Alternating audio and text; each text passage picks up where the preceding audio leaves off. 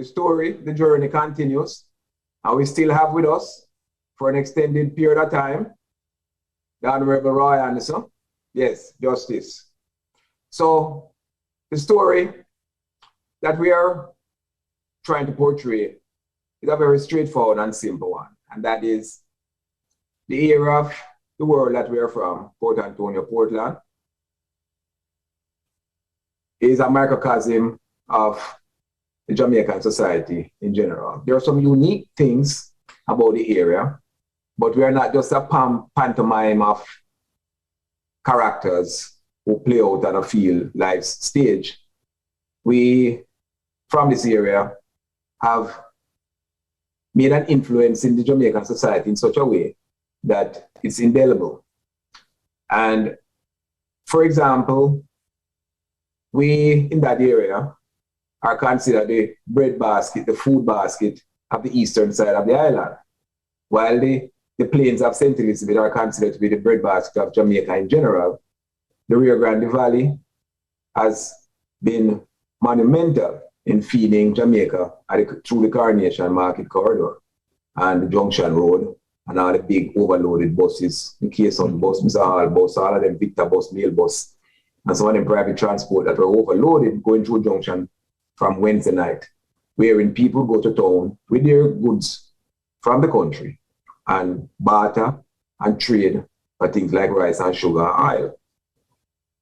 And on the other hand, Port Antonio was world renowned for exclusive tourist properties that were unsurpassed. That is long before the Discovery Bays, the Ocho Rios, the Montego Bays, Negrills, and all points in between were thriving with meaningful tourist attractions.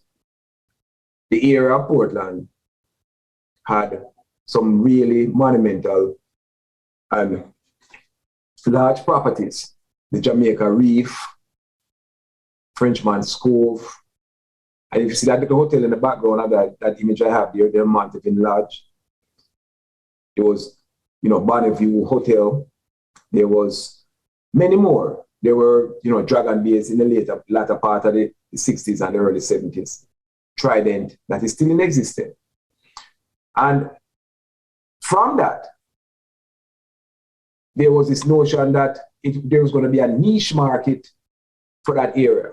But while we're not saying that time forgot the area, a lot of the development that was supposed to have come through never did really happen.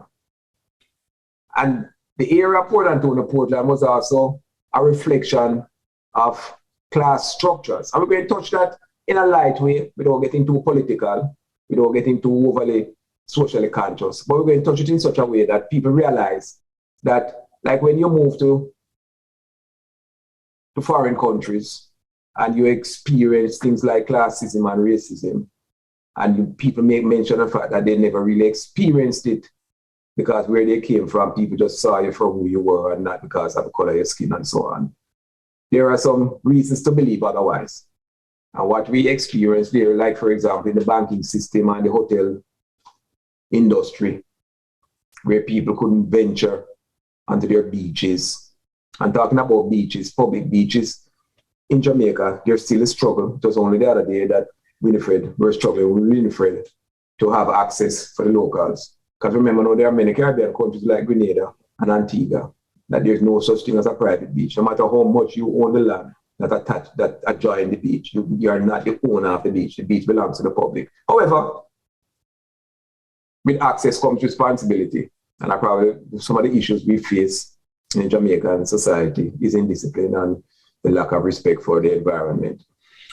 So while we have Justice Anderson with us this evening, one of the things I want to bring to the table, Justice, is from your perspective, growing up in that area and having traveled and having come back to the area, just kind of give us an overview as to how you see or how you saw it as compared to now, the development in terms of how accepting people were or are of the ordinary John Q public as it relates to the tourist industry. Because, for example, the tourist industry was the jumping off point for many migrants Many people who left Jamaica through cruise ships, many people who left Jamaica through opportunities through music. Many people who left the Port Antonio area and went to other areas of Jamaica because of their skill set in dance and music presentations, singing and so on. So from your perspective, Justice, can you just give me an overview, and the rest of the show is yours. Okay, great. Thanks very much, Paul. I really feel so privileged to be part of this that to really just remind us who we are and why we are who we are. So one quick point I need to make is that whereas in Barbados, there's a law, a program based on a law which is called Windows to the Sea. In Jamaica, we don't have that because the fact of the matter is that beaches can't be owned privately. The beaches in Jamaica are owned by the state. It's owned by the Queen, call it that. What stops you from going to the beach is access. So you can't go through the hotel premises. But if you took a boat and you came around and landed on the beach, they can't put you up because you're not a trespasser. But in Barbados, they have what is called Windows to the Sea, or Windows to the World, which basically says that every beach must have access to the local people. And so that distinguishes Barbados in particular from what happened in our case. And, hopefully we can get to that point where we have a Windows to the Sea as well. Yes, sir. To go back to the question of tourism, it's one of my favorite topics because, I have been fortunate. I'm fortunate enough, God has spared my life, to have been born just a few years after the watershed year of 1938, which Jamaica is the kind of beginnings, the foundations of modern Jamaica. The riots of the sugar estates and so on. And then in 1944, the Great Hurricane and the war which ended in 1945. All of that just goes a little bit before me. But one has to recall that the cradle of Jamaican tourism was actually Port Antonio, because that is where the original tourists used to come in on the famous banana boats to load bananas. But only a few people could afford to come on those banana boats, and there were people who were well off. So they came in, and what is interesting is that it became a haven for a foundation for tourism, but it also became, in a sense, a haven for those who felt that they were more entitled to stay away from the masses. So the Titchfield Hotel, which was in the 19th century, which burned down and was replaced by the Titchfield Hotel that some of us remember, which then changed to the Jamaica Reef Hotel. At one stage was owned by the famous Errol Flynn. Errol Flynn, who, just by way of a passing, Errol Flynn, when he died, the question of where he was domiciled, because that determined how his estate passed. The English courts, which tried the matter, found that he was actually domiciled in Jamaica. And so his estate passed according to the interstate laws of Jamaica. And just to note that, it is said one of the judges trying that case referred to Flynn, who was well known for his book was called My Wicked Ways. He was described as a sexual athlete of Olympian proportions. Gold medalist. and he sailed his Zaka into Port Antonio and was never the same after that. Yes. And it was part of that romance which came with the fact that Errol Flynn had a connection with Port Antonio, Portland, yes, and that people started coming to Portland to enjoy what it was that Flynn, this fast-buckling movie star, with his sword and, Three Musketeers and all those kind of films. What is it that he had found in Portland? And it was only much later on that you had other hotels developing along the North Coast. But the other thing to note is that the Frenchman's Cove Hotel, which was initially originally, I think still is owned by the Weston family, was the first all-inclusive that Jamaica knew. And it was all-inclusive in that if you were a guest at the hotel and you had paid your fare and you wanted one morning to get a helicopter into Kingston, they provided that. It was literally all-inclusive. Yes. So that became the prototype for the later, development of the all-inclusives on the North Coast. But this was long before Ocho Rios and Discover Bay and Falmouth so on, or even known for tourism. I mean, even Montego Bay came later. But one of the things about Port Antonio that you recognize is that because it started off as the exclusive area for people who are well-to-do who came in the banana boats. Areas of Port Antonio, just outside Port Antonio, notably places like Sansan and so on, became the place where well-to-do royalty people like the Aga Khan and family of the Aga Khan actually bought property and built houses. And if you drive through, if you go up the hill of Sansan, you can see now the fact is that in many cases, some of those buildings, you and me couldn't own them, Paul. Tell the truth. Yes, absolutely. I know. I mean, I'm familiar with a lot. I'm familiar with a lot of the properties there, man. I mean, there are some. I mean, wealthy people still existing family lines, still existing that own property there that are fully maintained year round with full staff. 5-6 people are there full time for the year. I got a kind of close look at that because I mean, when people like the Aga Khan and the late Colonel Gayson was a retired English colonel, came to Portland and they all lived in that area, east of Port Antonio. My mother was a dressmaker. Nowadays you'd call her a seamstress. Right. And she so for some of them, I mean, their bandana shirts and thing. And I mean, so I got a close-up look at some of these people. I mean, him, a whole retired general that, I got a close look at those kind of people. And you recognize that when they came to Port Antonio, they didn't exhibit any classism. I think one of the things that they employed staff, but they tended to mix in Port Antonio. You would see them in the markets and on West Street and William Street. And so there was never that kind of division between them and the local society. Although, on the other hand, within the local society, there were clear divisions between what you might call the old brown middle class Jamaican and the working classes who look more like me. So and there was that. So I'll give you a story when we finish here about of two instances. One of what I call racism and one of classism, which I can personally attest to, because and as I said, I have lived long enough to understand how that evolution has taken place, where we now don't feel that because you're black you can't do good things, So but so the starting of the foundation of the hotel, the tourism industry in Portland with the Jamaica, the Titchfield Hotel, later on Jamaica Reef Hotel, and one of the hotels in Port Antonio was of course the Bonneview, which was owned by an American couple, the Arnett's, way up on top of and that was also as difficult as it was to drive or walk up that hill. Americans came just to go to the Bonneview. Yes. Because it was a special place to come on holiday. So there was the Titchfield Hotel, and then you had later on. I mean, you mentioned the Montevin Lodge. When I was growing up as a schoolboy, the Montevin Lodge was a residence for the Honorable C.L.G. Enriquez, who later became president of our Court of Appeal. That was where he lived. So, but things evolve, yes.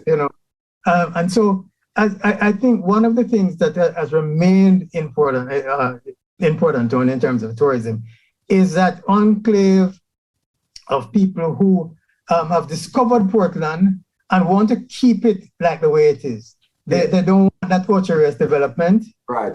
They don't want the Montego Bay type of development.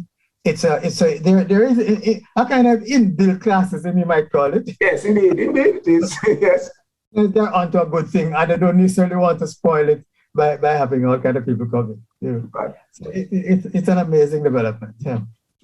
My early childhood, I remember going to Titchfield, going up the hill to Titchfield School, right? Long before I went to Titchfield. And in order to go to the beach or to go out into the channel, you had to bypass this obstacle course on the other side of Jamaica Reef that, that's borders with around by the seaside there. Oh man, that you talk about when you get past that, my brother, you scratch up your scrape, but by the time you get to the other side, just go to the beach or go over to the buoy to jump off of the buoy. So that was a big deal on a Sunday, to get to the buoy. But to get to the point where you can't get out to the buoy, it's like a true obstacle course. So, for example, properties like Frenchman's Cove, you would only under, I don't know, maybe you have a function where somebody carry you, but you never have the opportunity to venture into those properties at all.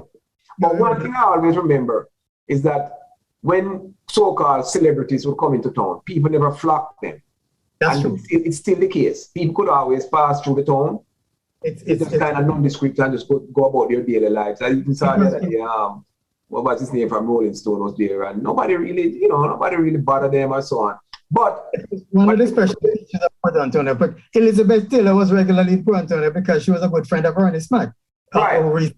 Exactly. Always in Port Antonio with her husband Eddie Fisher was another international celebrity. Right.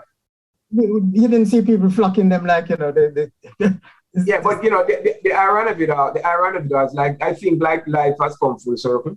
And I think at some point in time, within the next 15, 20 years, the exclusivity that Port Antonio offered initially in the 50s and the 60s will come back, but at a different kind of understanding about how you incorporate locals and let them understand that this is part and parcel of their own lives, and not just some separate where people just live in these mansions and these enclaves where people can venture. So my understanding is that at some point in time, when the stories are truly told, that era that we're from is unique in many ways. While it's not, we have the ocean, we have the rivers, we have the streams, we have the birds, we have the bees. We have this uniqueness about us, and how it has, gone beyond our borders, beyond the borders of Portland and St. Thomas, or Portland and St. Mary, or Portland and St. Andrew, and gone far and wide, overseas and all over. But when you look back and understand, when you look at each item, we're not just talking about the pantomime of characters within the town. We're just talking about institutions. We're talking about the dance. I keep reiterating these things. When you look at tourism, the foundation of Jamaica's all-inclusive, principle of all-inclusive. That's correct. When people think that it's Butch Stewart was the father of all-inclusive, no, it wasn't. No, it wasn't. It was not. The foundation of all-inclusive in Port Antonio, as you rightly said. Yes, But once again, sir, and your contract had stated that this was going to be your last appearance on this program. But sir, we have to discuss some other things. And I'm going to invite you back, and we're going to keep going until at some point in time, we're going to segue into other aspects of our lives that we're going to bring on additional storytellers. But I think somehow I feel that you have a lot more to tell us. So some personal stories which are yes. So we're going to get into some of those, because I have some personal stories that I'd like to share. That's not just that people who have been around me and around my existence can relate to, because it's part and parcel of the general experience that we have growing up in that area. So once again, Justice, thank you for your erudite presentation as always, and your mannerisms, and the fact that you can bring a completely different perspective to a story of a people that has cast a big wide umbrella, a big wide net that embodies us all as Jamaicans. Thank you very much. And if I may just share one thing, is that I wish there's a certain fellow named Hugh Perry. I wish he were here around. Yeah, I know. You would have a few stories to tell us. Yes, man. And there was a lady that I remember growing up. I always, Daphne Armstrong. She would have some stories to tell us too. Absolutely. Yeah. But I'm identifying some storytellers, and we're going to bring them to the fore. Thanks again, Justice. And as I always say, walk good, my brother. Take care. Walk good. Take care. Bye-bye.